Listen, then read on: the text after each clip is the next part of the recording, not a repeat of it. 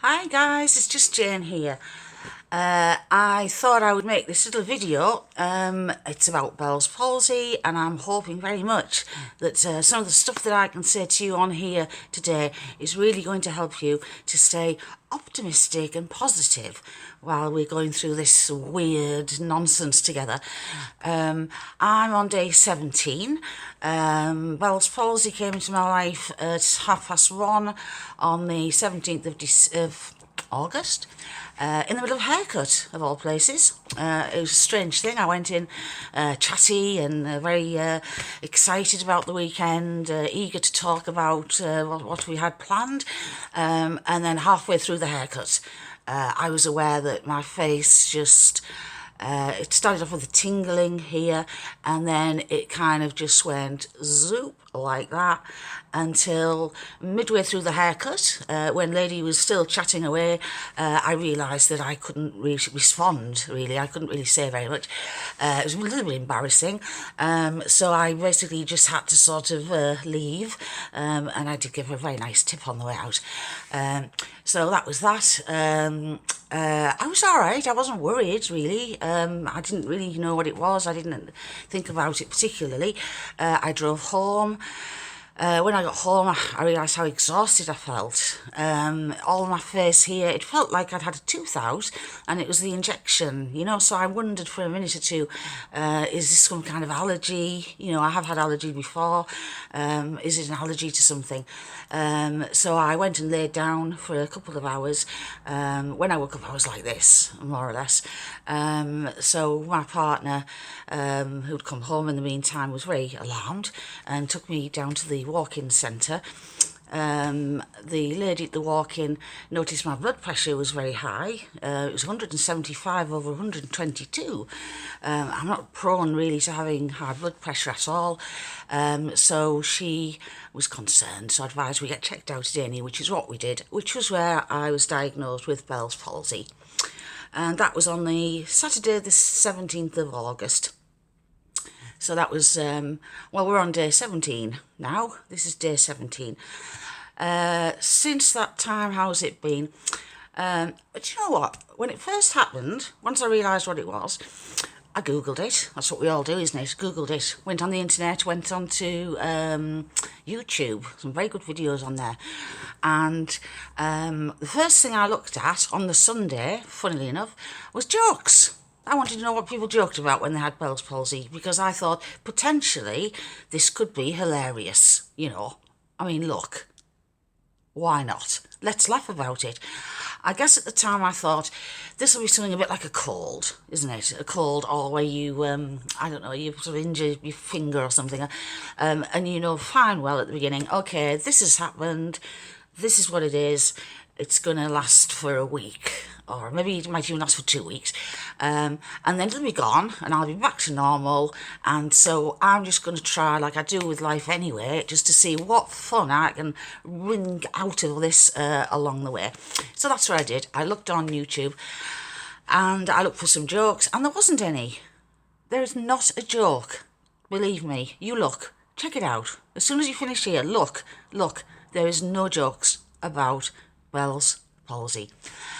So I decided, because I was planning on going to work on the Monday, which I realise now was a bit of a stupid idea, but anyway, I decided that I would generate my own little repertoire of jokes about Bell's palsy, in order to make people around me feel a little bit more comfortable. I didn't want people to be alarmed. I didn't want people to think, oh goodness, there's Jane, what's wrong?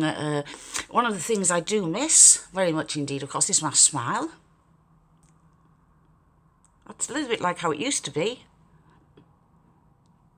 But anyway, that's not happening right now. We have to wait for that, I know. So I missed my smile, and I thought if I can disarm everybody, so that they don't think, "Ooh, what is it, that'll make life better for everybody, make a happy environment, and that's what I like. I like to see people happy and relaxed. So one of the first things that I kind of realised about Bell's palsy is that when you have Bells Palsy, saying Bells Palsy is the hardest thing that you can possibly say. It's very difficult, you see, so I thought to myself, if anybody says to me, what's going on here with your face, I have to then say, well, I've got Bells Palsy, you know. That kind of goes a bit against the grain of what I'm trying to do here. So when I went to see the doctor the following day, I'd come up with a very good idea. And I told the doctor this. I said, Doctor, I said, we shall no longer be referring to this condition as Bell's palsy. It's too hard to say. I said, from now on, we should be calling it ick. Because ick is actually something that I can say very easily, very quickly, very well. And I think it kind of describes it a little bit better than Bell's palsy, which I think sounds a little bit negative, you know. That was one of the things. Oh, the other thing I noticed, which I thought was very good, actually, I'm very excited about this when I first saw it. Watch this.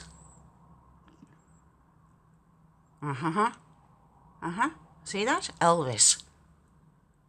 I've never been able to do that in my life, and now I can, so that's good.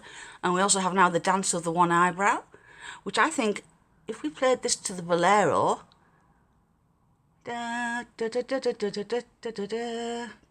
see what I'm doing there? Yeah, I thought that was pretty good. Oh, there's lots of other things you can do. I mean, I've practiced a few facial expressions in the mirror.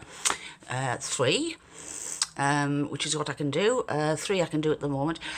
I'm hoping to build my repertoire up a little bit more as time goes by. Anyway, I just wanted to say all of that because I just wanted to sort of cheer you up a little bit and make you realise that when you have something like this, it's very easy to, you know, and I have done this actually, it's very easy to look in the mirror and think, you know, where's my face? Where's my smile? Is it ever going to come back? You know, will people from now on think I have a very, very dry sense of humour because I can't smile? But I just want to say that, you know, there are ways that you can have a little bit of fun with it, maybe. You know, I don't want to offend anybody. I'm not trying to make light of it or say that, you know, this is hilarious particularly.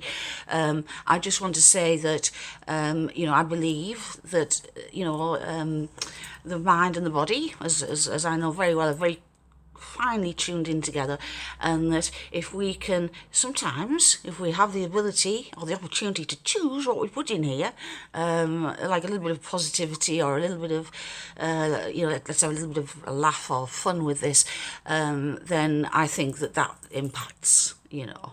I don't know, maybe that's rubbish, I don't know. I mean, I might be sitting here again, you might all be better, I might still be sitting here 2 years from now talking nonsense into this, and you know, I don't know the answers, but I'm on day 17, and I'm staying very positive, basically, very positive. I run out of jokes, that's the only thing, a bit low on jokes at the moment, so I am seeking a little bit of inspiration, so if anybody knows any jokes that could help, you know, I'm happy to trade some in with you as well. I have kept a few nuggets, you know, separate for those such circumstances. So, yep, just wanted to say a quick thing about treatments. When I was first diagnosed with ick, I was put on 9 days supply of prednisolone, and I've been taking it now. Obviously, I finished the course, and I've also been taking some lipoic acid, 300 milligrams a day. You can get this from any health vitamin store. You can get that. I'm also taking fish oils, and also vitamin B12 is very good as well, so I've heard. So that's the medication. They say get plenty of rest. As I said earlier on, I've been feeling very exhausted. And for the first week, I fought against that because it's not in my nature to loll about particularly. I was very preoccupied with getting better, wanting to get back to work as soon as. I even thought about, you know, using a little bit of micropore or a little scarf or something here just to, you know, that would be okay, would it not? You know, I can speak better when I do that. That was my first thought. It wasn't to be. And so it was after about 9 days, I decided that it was time to probably start listening to the advice that I'd been given, which was that I have to rest. I'm not a very good patient at all. I'm not taking this terribly well, but like I said, I'm trying to find a little bit of way to make fun about it along the way. And I've got some fantastic friends. I've got the wonderful friends at work who right from day one, were there with the card, the beautiful flowers. And that means absolutely the world to me. It really does. And I think it was just nice to know for me that much as I wanted to be at work and I couldn't be, that it helped me to realise that people understood why I couldn't be at work, and that I would have willingly absolutely gone in to work every single day, if I possibly could have done, and carried out the lovely tasks that I do every day, as well as I could. But I realised after a little while that that wasn't very fair, really, was it? Because man down and all that. You got to be able to do the job, pull your weight, and be a good colleague, and be there for your colleagues and things. And I realised that at this point in time, I might not be able to do that as well as I would maybe like. So that was a little bit of a learning curve for me. But yeah, I just that's all I just wanted to say. I just wanted to come on here now, and I just wanted to sit and chat, and I just wanted to say that everybody gets better at different rates. Some of the folk that started this off after I did and are getting better, and I'm delighted. I really am delighted when I see those posts, because that gives me hope. And of course, there are some people where their recovery is taking a lot longer. And again, I feel for those people as well, and I'll get better. I'll get better in my own time, and I'll keep going. I'm going to keep going. I'm going to try the very hardest I can to get better by doing all the right things, and I'm going to hopefully get my smile back, which, as you can see, it's still there. Look, still there. Yeah, not quite there yet, but still there. And and I know the day'll come when I can go back to work and enjoy life and just relax and things like that. People ask me quite a bit about why did this happen? Where did this come from? What? And people seem to think that, I believe there is a link with stress. I found that very perplexing, because I am not a person that has stress, really. I have a lovely life. I love my job, absolutely adore what I do every single day. I just spend my days doing what I love, basically. And I have a lovely partner, a lovely home. I've got lots of lovely friends. There's no stress there. There really isn't. Absolutely not. And I think in the first week, I did think to myself, oh goodness, do people think I'm a bit of a stress head? Secretly a stress head. No, that's not the case. I'm pretty okay, really. I do lots of nice things to relax. I take things in my stride, and I try and keep positive when whatever life throws at us, and I've done that for the last 53 years, I would say. So, don't get hung up on why this happened, because, sometimes we just don't know. Sometimes they say, did you have chicken pox? I had chicken pox when I was 30. And sometimes they say, oh, well, it can lay dormant and wait for that little moment, where you're running for a bus or something, or something happens and it jumps out there, and hey, we got you, And so I don't know. Maybe that's just what happened there. Maybe that's what happened there. I don't know. But one of the things that I've learned, another thing I've learned, is that I think in future I'm going to try and make sure that there's no opportunity or as little opportunity as possible to get stressed. I'm quite organised at work. I like to sort of see ahead what might happen and plan what to make that not happen, if that makes sense. And I'm going to continue to do that, and just continue to enjoy life, enjoy all the lovely things that I have, and I know that although this doesn't look as if it's much fun, I truly feel it for me it's not as bad as it might look. It's not. I haven't had a stroke.